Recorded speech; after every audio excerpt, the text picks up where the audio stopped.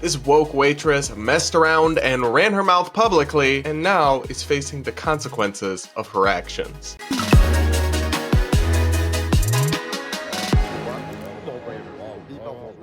We're going to break down this crazy story and so much more in today's episode of the Brad vs. Everyone podcast, my daily show where I take on the craziest ideas from across the internet, our media, and our politics, all from an independent perspective. Now, before we get into things, guys, I am so happy to be back home and at it. I had a wonderful trip in Europe with my boyfriend, and Chelsea won the game that we got to go to. It was such an amazing experience. I'll probably post some photos on Instagram soon, but I missed you guys, and I missed doing this show, and I am so excited to get back into it. So up first, we've got to talk about this waitress that's going viral from a DC area bar and restaurant where she decided to run her mouth and speak to the press and say some pretty outlandish stuff, and is now facing the consequences for that seemingly ill-advised decision. As Fox News reports, a DC restaurant server has been fired after she made comments about refusing service to some Trump officials. Here's what this woman specifically said when speaking to the Washingtonian, a local outlet that was doing a series on wait service planning to resist the Trump administration, or something. I personally would refuse to serve any person in office who I know of as being a sex trafficker or trying to deport millions of people, Susanna Van Roy, a server at Buchert's Salon on Capitol Hill, told the Washingtonian this week. It's not, oh, we hate Republicans. It's that this person has moral convictions that are strongly opposed to mine, and I don't feel comfortable serving them. Yeah, sorry, no. That's not how that works, girl.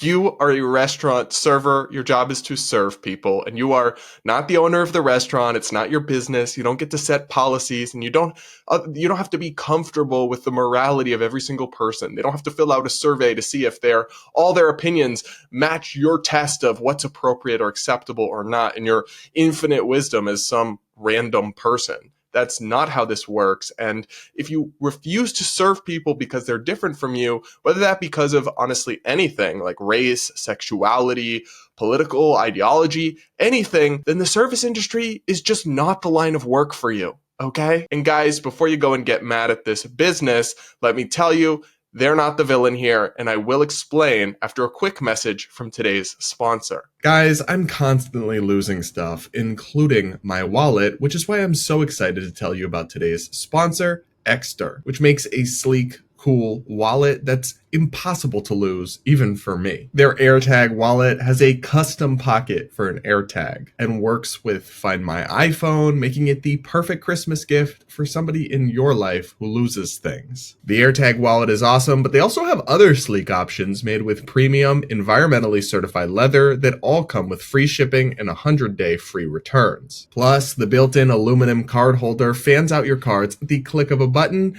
and protects them against skimming from scammers who use wireless technology to steal your credit card information. Exter is running a Christmas special, and members of my audience can get a great deal. Go to the link on screen or in the description and get up to 55% off with Exter's Christmas sale when you use the code BRAD at checkout. Go get one today, and you'll be glad you did. Now, back to today's show. So the restaurant is called Buchert's Saloon, and it's actually near Capitol Hill. It's somewhere that political staff frequent, so to have one of their staff members go rogue and make this kind of statement to the press was not good for them, to say the least. They went into full PR mode and put out a series of statements denouncing Savannah and saying that they immediately fired her for her comments. In a statement, the restaurant wrote, "Recent comments made by a member of staff who had no authority to speak on behalf of our entire restaurant have been quite rightly flagged as inappropriate, hostile, intolerant, and unacceptable. This staff member does not speak for us as a restaurant.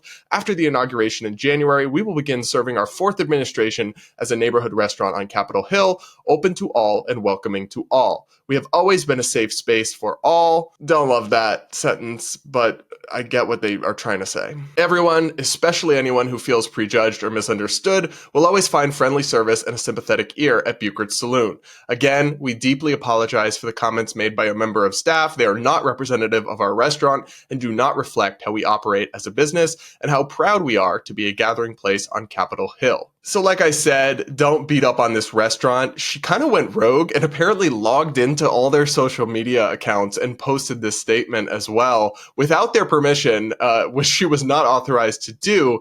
So it sounds like she's kind of crazy, and like what she did really is not representative of the business owner. So that makes it different from some of the other instances we saw during the first Trump presidency, where like a Virginia restaurant kicked out Sarah Huckabee Sanders, who was Trump's press secretary at the time. That was the owner who took that stand, and they were very proudly behind it. So that restaurant faced a lot of backlash, and rightly so. This one, I don't think people should hold a grudge against, because they really don't seem to have supported this or known she was going to do it, and they took corrective action as soon as she went off and ran her mouth like this. I'm not sure what more they could have done, other than maybe not hire a slightly unstable person in the first place, but hey, it's the service industry, and help is hard to find, so I don't know if they can be that selective all the time. Now, one kind of silly talking point I've seen some people make online is that, oh, this is right-wing cancel culture.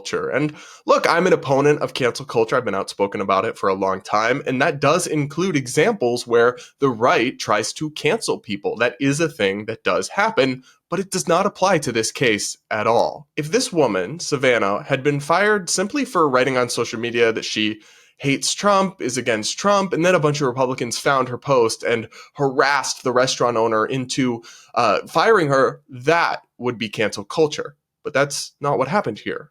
Not at all. She expressed publicly to the media that she was not going to do her job, which is to serve people, and that she was going to insert her own political agenda into the business operations of her employer without authorization. That's a fireable offense, and it's not cancel culture if you publicly declare your unwillingness to do your dang job and then get fired. It's just an employer taking reasonable actions in response to employee misconduct. It's not about firing somebody for their opinion. She's entitled to whatever opinion she has, but she's not entitled to refuse to do her job at work. It's different, and it's not cancel culture. Now, this story was just enjoyable and kind of funny to me on one level, because I love watching people reap what they sow. I love people being forced to sleep in the bed they made for themselves. And as far as I'm concerned, we desperately need more accountability and individual responsibility in this society. So if people want to play stupid games and they win stupid prizes,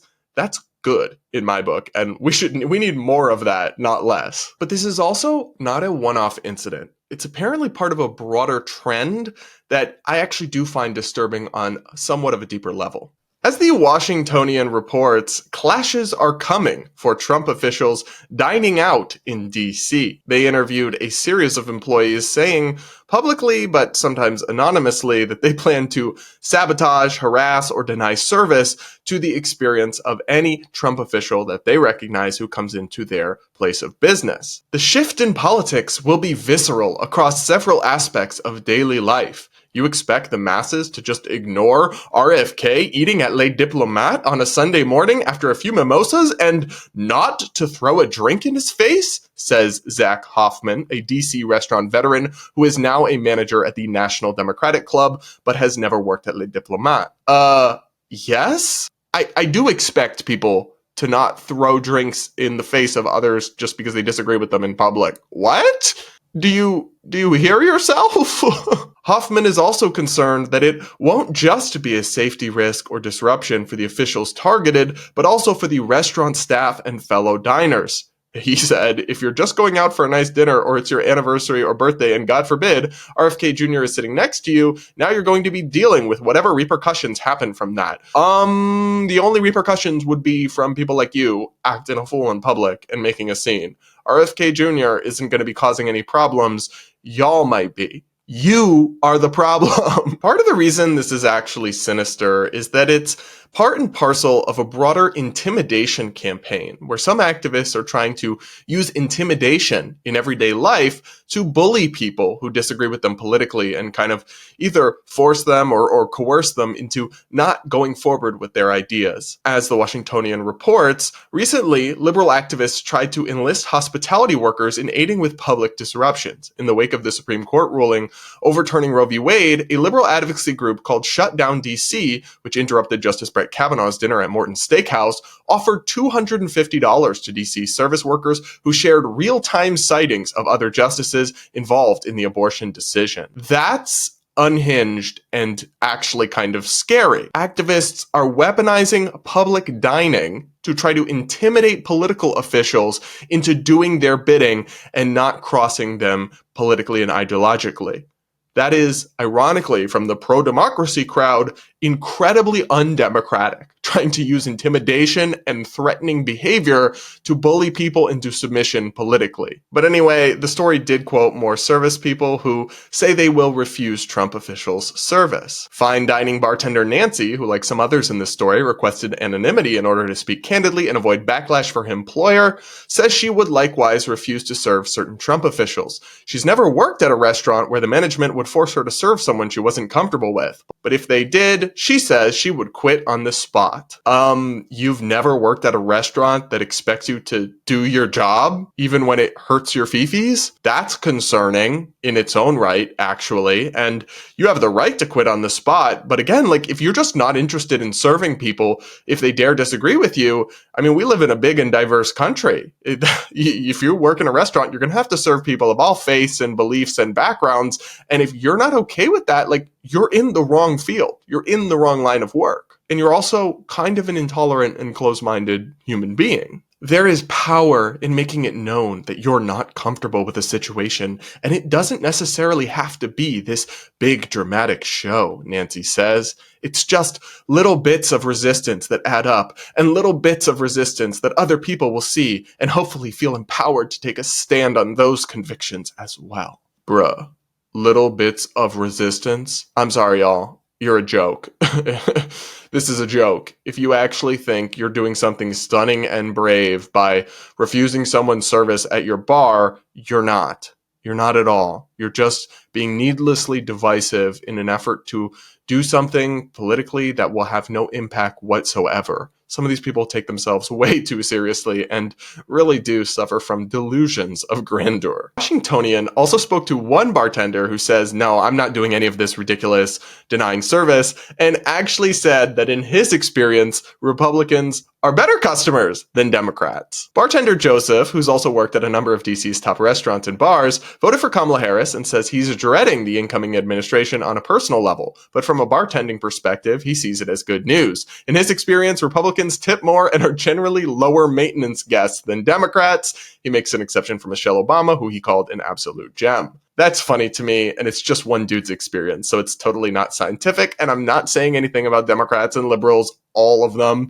but it doesn't actually shock me. There are some studies showing that more conservative people do tend to be more generous, and more liberal people are often very generous with other people's money when it comes to voting away, for other people to be taxed more and to have it more funneled into government programs, but not so generous when it comes to their own pocketbooks. Funny how that works. The details that he added here to this story do get kind of funny. I think my tip average from Republicans, at least ones that I or a coworker has recognized, is close to 30%. With Dems, I'm surprised if it's over 20, he says. At events he's worked that are hosted by Republicans, the guests ask for no-fuss drinks like bourbon, vodka sodas, or wine. At the Democratic events, he's seen many more substitutions and special requests. That is funny, and it's probably so true. You're probably way more likely to get like, does this come gluten-free? Does this come vegan? Do you have oat milk? Of course, all that's fine. I just find it funny. Anyway, this is the one guy in the whole Washingtonian story who seems to have any common sense about him. The way he sees it, there are more effective ways to voice your political concerns that won't jeopardize your livelihood. Plus, Joseph says, it's impossible to avoid dirty money. Yes, it is. And there's something comical to me that, these servers who are vowing to resist Trump officials have probably taken money from drug dealers, from foreign dignitaries, from horrible regimes, from oil tycoons, all sorts of people. You can't apply this kind of morality policing, especially when your own sense of morality is so debatable, shall we say.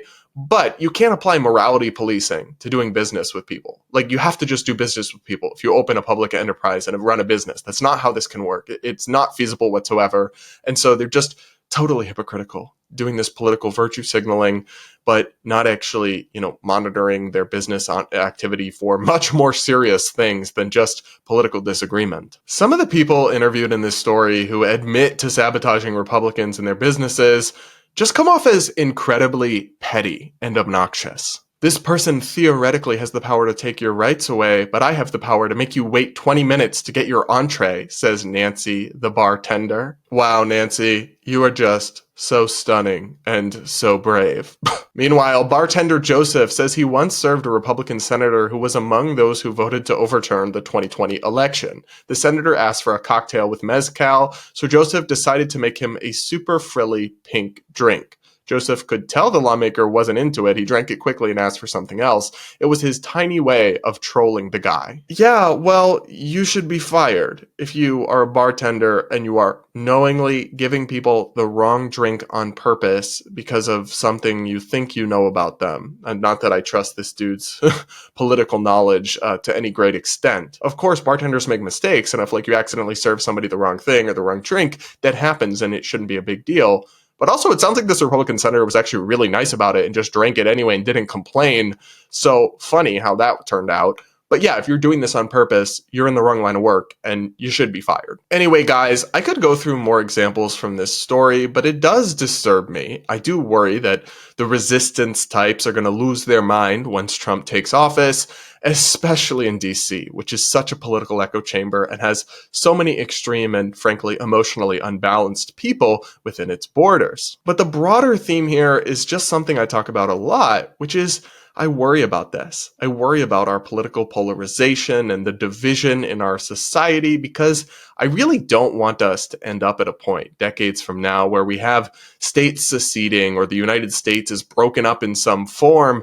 But I don't think that's impossible. And I also think it's possible we could end up more and more segregated and isolated in echo chambers with Republican restaurants and Democrat restaurants. And I don't know. I just think that's a really toxic path that I don't want to see this country go down. And stories like this, well, they are funny on one level because I do enjoy seeing people get hit with karma after they run their mouths. They're also concerning on another level about the divisiveness that slowly but surely threatens to tear our country apart. Well, what do you guys think? Let me know in the comments below. And don't forget to hit that like button while you're at it. And do make sure you're subscribed if you aren't yet. And remember, guys, I do read the comments and I pick a few to respond to in every episode. Plus, if you leave your comment with a super chat or a super thanks, I'll definitely respond to it on tomorrow's show. And now it's time for Brad vs. TikTok, my daily segment where I take on the craziest ideas from the Clock app. Pronoun of the day is slug slugs. Today, we've got another misgendering meltdown. This time from Lily Tino, an allegedly transgender creator who is perhaps most famously known for describing their genitalia with different food objects and talking about sex reassignment surgery of their private parts in front of minors at Disney. I'm gonna get banned from Disney.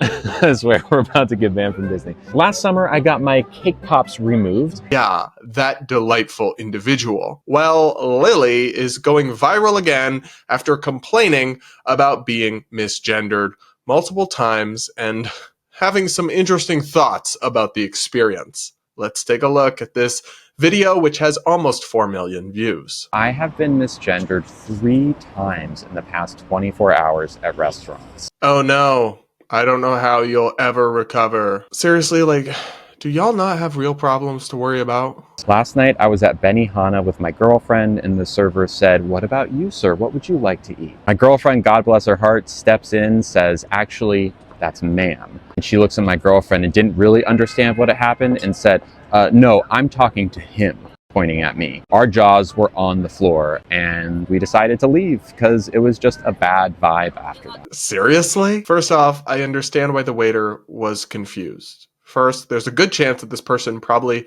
might be an immigrant, might not have English as their first language, and as a working class person, regardless, may well not be up to date on the ever-changing diktats of hyper woke alphabet people on TikTok with pronouns and gender identity and all this. And frankly, you look like a man. So people are going to see you and call you sir. That's just 2 + 2 = 4. And if you want it to be otherwise, you need to put more effort into looking like a female. Because actual trans people who do that, rather than attention-seeking fetishists, are typically able to blend in and not regularly get misgendered. And I'm sorry, but if you had to leave the restaurant over this because you were so uncomfortable, I mean, it's your right. You're not required to eat anywhere, but it is kind of ridiculous. Like, maybe you need to develop a little bit of emotional resilience, because if that's the worst thing that happened to you all day, in the grand scheme of things, wasn't that bad a day. Oh my gosh. Am I a jerk? Like, am I wrong to have like basically zero sympathy at this point in this story with everything I know about this creator's history and past? And just a few minutes ago, I was at another restaurant for lunch and they showed me my seat and said, "Here you go, sir." And I said, "I am not a sir." And then I left. I mean, you could have just asked them nicely to not call you sir. And if at that point, if they continued to, I think maybe you would have a valid complaint. But instead, you left and threw a pity party and instantly threw your camera on for TikTok clout. And I went to a new restaurant and I asked, before I sit down, where's the bathroom, please? And they said, "Oh, it's right this way, sir." And I just left because I wasn't comfortable anymore. Oh my gosh.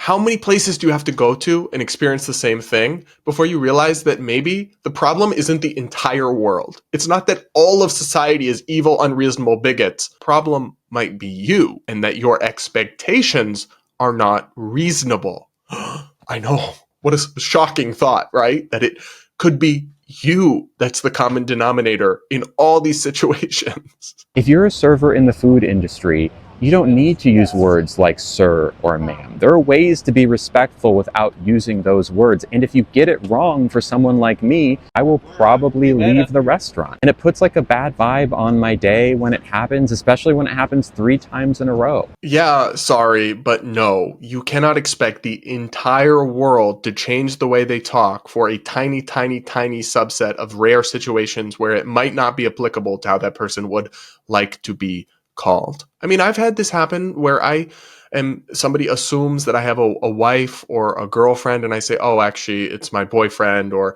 "It's my partner, and I just correct it and move on. It's really not that big a deal. It's not the end of the world. And it would be unreasonable for me to expect people to stop thinking of the world in terms of boyfriend and girlfriend primarily, when that is most people. And 99.99% of people are comfortable being called sir or ma'am based on their actual biological sex. So you cannot just expect the whole world to change how they do things.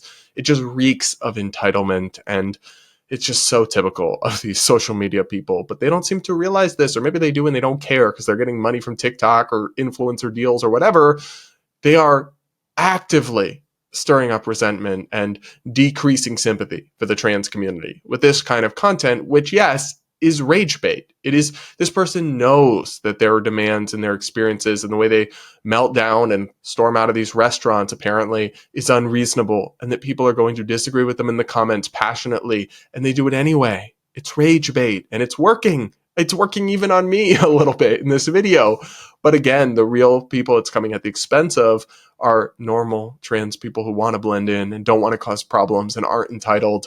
But people like this give the whole community a really bad name. The comments on this video were absolutely savage. Look, when you are a woke left-wing content creator and you've lost the comment section on TikTok, which is not some right-wing app, not dominated by Republicans in any sense of the word, you might want to ask yourself if maybe, just maybe, you're the one being unreasonable. But what do you guys think? Let me know in the comment section below, and don't forget to hit that like button and make sure you're subscribed while you're at it. And now we gotta talk politics for a minute, because RFK Jr. has been nominated to be the head of the Health and Human Services Department in the Trump administration, but might just have cost himself his job with this controversial interview answer. This clip from an interview that RFK did with John Stossel is a couple months old, but it's being recirculated right now because RFK was nominated by Trump to be the head of HHS, which would oversee FDA, CDC, many other health agencies. He'd be in charge of all of it and have a lot of discretion over medications and health decisions, and yes, vaccines. So people are recirculating this clip where RFK Jr. said he does, in fact, believe that vaccines cause autism. You still say that autism is caused by vaccines? Yeah, autism is caused by vaccines. And I've written a book, if you're interested, called Thimerosal, Let the Science Speak, that has, I think, 1,400 references in it, over 400 studies cited that link autism and other related neurological injuries to vaccines. There is no question about it. If you actually read the literature, if you listen to what the propaganda that CDC tells you, yeah, vaccines don't cause autism, but it's propaganda. This is a captive agency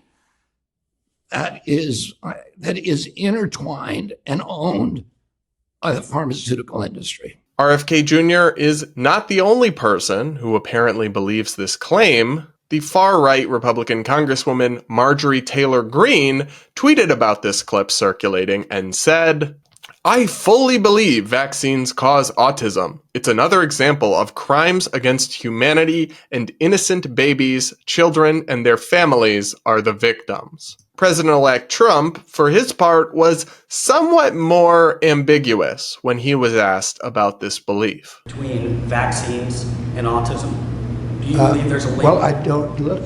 Right now, you have some very brilliant people looking at it. I had dinner the other night with the head of Pfizer, the head of Eli Lilly, and RFK, as you know, and Oz.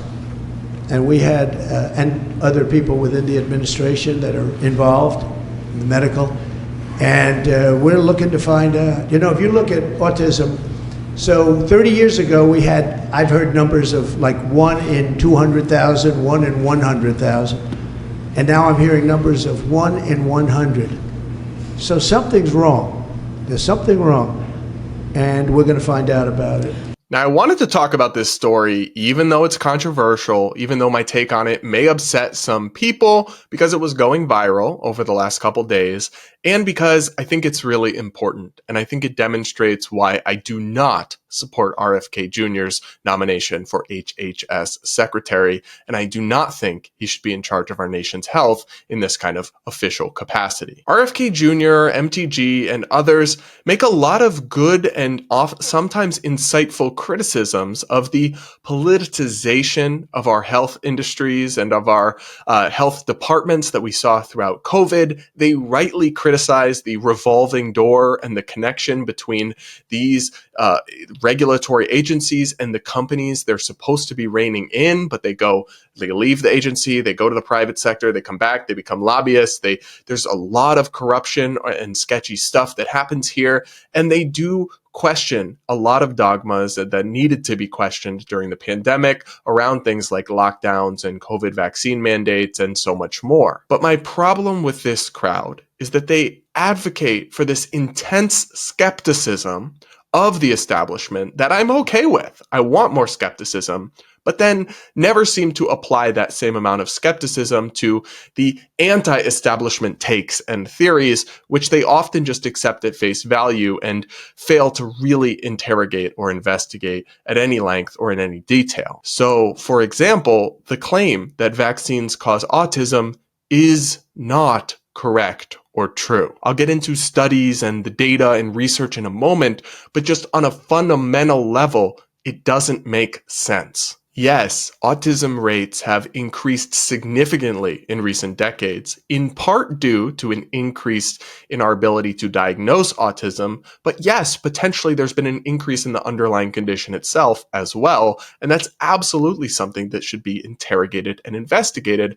Although it has been looked into, we clearly do not have answers fully yet, and we need further research and investigation. But childhood vaccines are not the answer, and it doesn't even make sense as a theory, as Jill Esker explained in this piece for the Free Press. She wrote, "How do we know vaccines cannot be causing the autism increase? Let me count the ways. We know that a hallmark of autism is dysregulation of brain development starting in the prenatal period. Childhood immunizations simply cannot explain what goes wrong during gestation." What she's saying here is that part of what seems to be correlated with the causing of autism are things that happen while you're still in the womb, before the childhood vaccines. So them causing autism doesn't make sense. It's much more likely that people associate incorrectly vaccines with autism because vaccines are administered at around the same time in age, in terms of the child's development, 1 or 2 years old,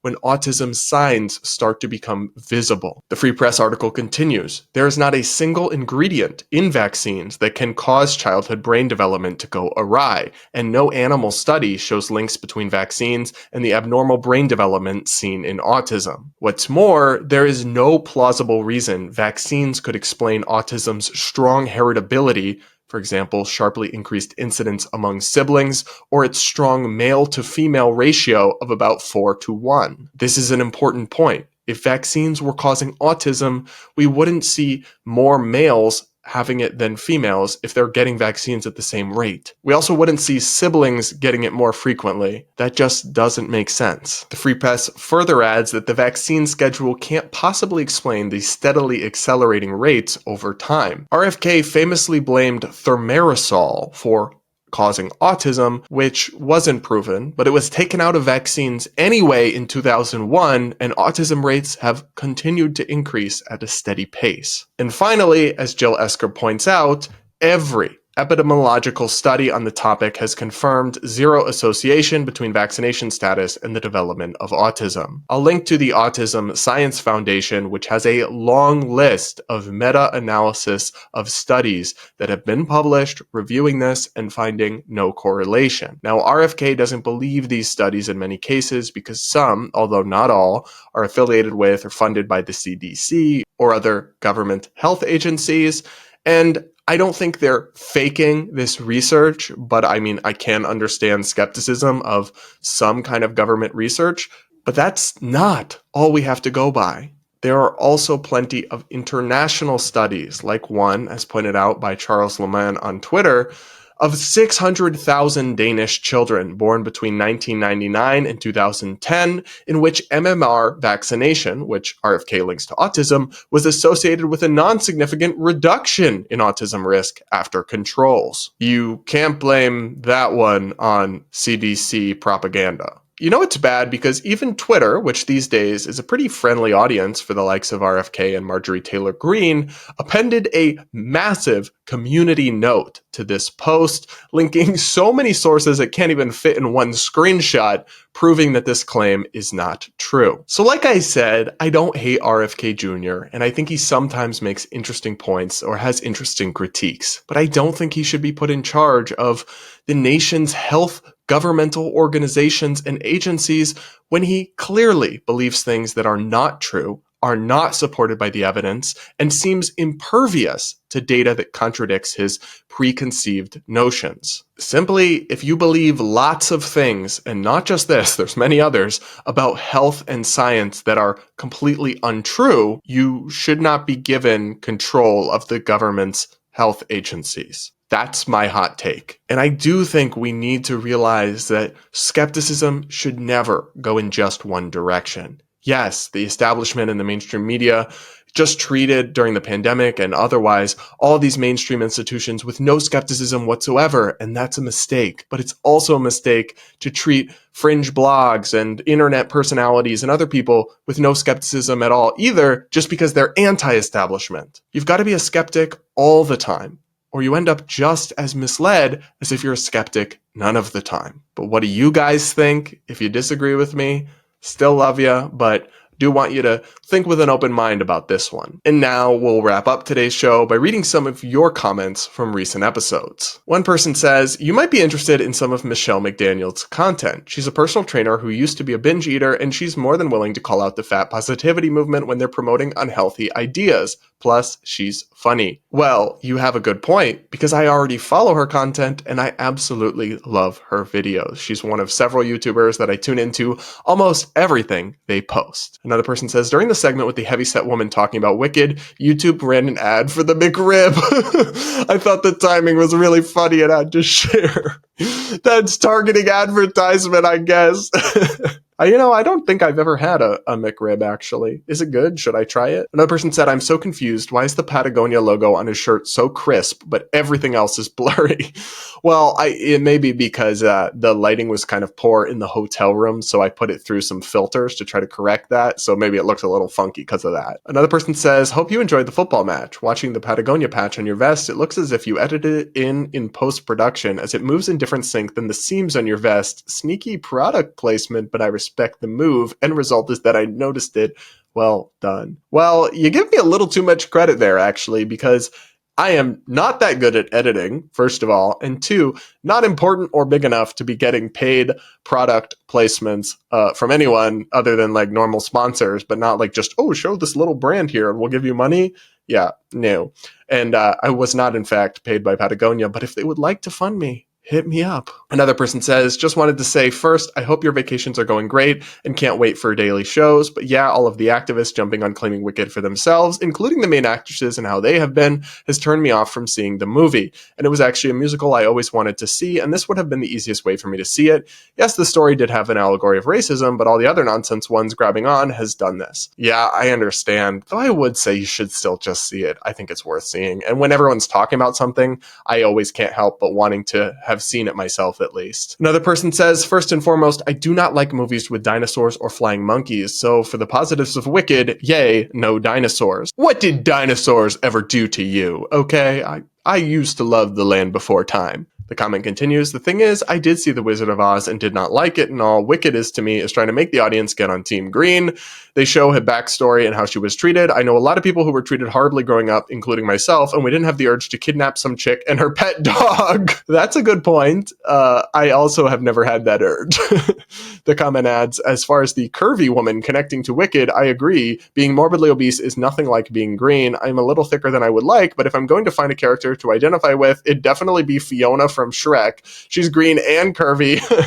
Love your show, Brad, and I hope you have fun at the Chelsea match, but for me, it's Man United all the way. Ugh. Who hurt you? The next comment says, imagine that, the left attacking someone who has a different view on something, even though they are left supporting. This is exactly the beginning of what drove me from supporting left-wing politics, that and the complete denial and eradication of women's rights in lieu of men playing dress-up or non-binary. Yeah, it is an interesting and I think self-destructive phenomenon on the left where they really do seem to eat their own and like viciously punish each other for having one different view. And the downside of that is that you encourage people to leave your side, right? That's how they chased away the likes of Joe Rogan, who used to be a Bernie bro. And yeah, I mean, it makes it really hard for you to reach out to people or build coalitions when any small difference you'll crucify people over. People don't like that. That's not chill. Like, of course they're going to be pushed away from that. Another person says, hey, Braddy P, I have a short story for you. I'm a straight man, but when I was a kid, I had a friend who was a girl. One day she asked if I wanted to try on her dresses. Being as young as I was, I had no concept of gender. Embarrassingly enough, our parents walked in on me wearing a dress. That was when I learned girls wear dresses and boys don't. At no point did I ever think I was a girl, nor did I want to be one. I just wanted to dress the same as my friend. I'd bet my savings, if that were to happen today, I'd be on hormone blockers and have my own parent-run TikTok clout-chasing account. I hope not, but I guess that would depend on how woke your parents were, honestly, because some of them do seem to be pushing this on their kids, like when you see them having 2 trans-identifying kids, even though that's like a statistical near impossibility. All right, everybody, that's it for this episode of the Brad vs. Everyone podcast. Thank you so much for tuning in. Please do make sure to subscribe if you aren't yet, and do hit that like button before you go. Remember to comment with your thoughts before you click out of this episode, because I do take the time to read the comments, and I pick a few to respond to in every episode. Plus, if you leave that comment with a super chat or a super thanks, I will definitely respond to it on tomorrow's show. And with that, that's it for today's episode. We'll talk again tomorrow.